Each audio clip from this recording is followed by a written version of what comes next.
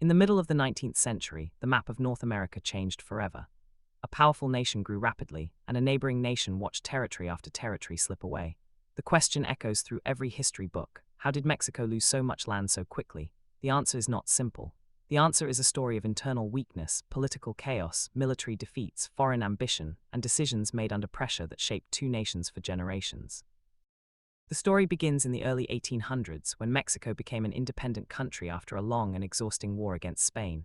Independence brought pride, but it also brought problems. The new nation struggled to build a strong central government. Leaders changed constantly, rebellions were common, money was short, and the young nation controlled a huge amount of land, far more than the government had the strength to manage or protect. At the same time, the United States was expanding quickly.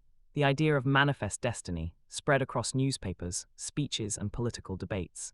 Many Americans believed the United States had a destiny to stretch from the Atlantic to the Pacific.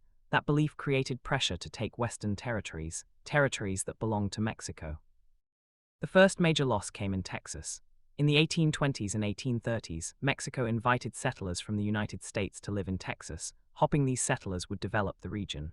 But soon, the settlers demanded more rights, more autonomy, and eventually independence. In 1836, after several battles, Texas declared itself an independent republic. Mexico refused to accept this, but its government was too unstable and too divided to pull Texas back under control. For 9 years, Texas stood as an independent nation. Then, in 1845, the United States annexed Texas. Mexico saw this as an act of aggression. Tensions rose, and within months, the two countries were at war. The Mexican-American War became the turning point.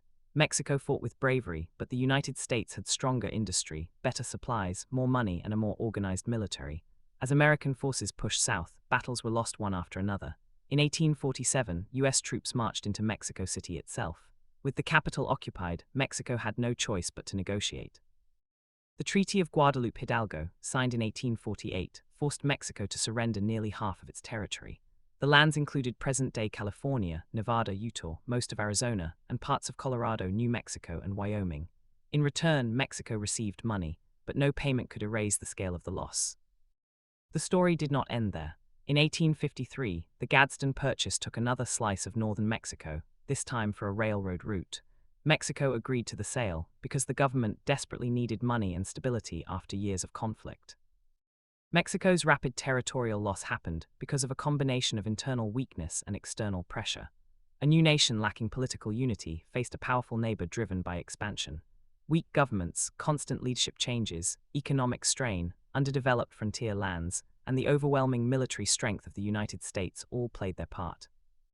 The map did not change overnight. It changed because every crisis pushed Mexico further into a corner, until the country could no longer defend lands that were large on paper, but nearly impossible to protect in reality. This chapter of history remains one of the most dramatic transformations in the Western Hemisphere, a reminder that maps can change quickly when nations face internal turmoil and external ambition at the same time. If you enjoyed this video, then like the video, drop a comment, and subscribe to the channel.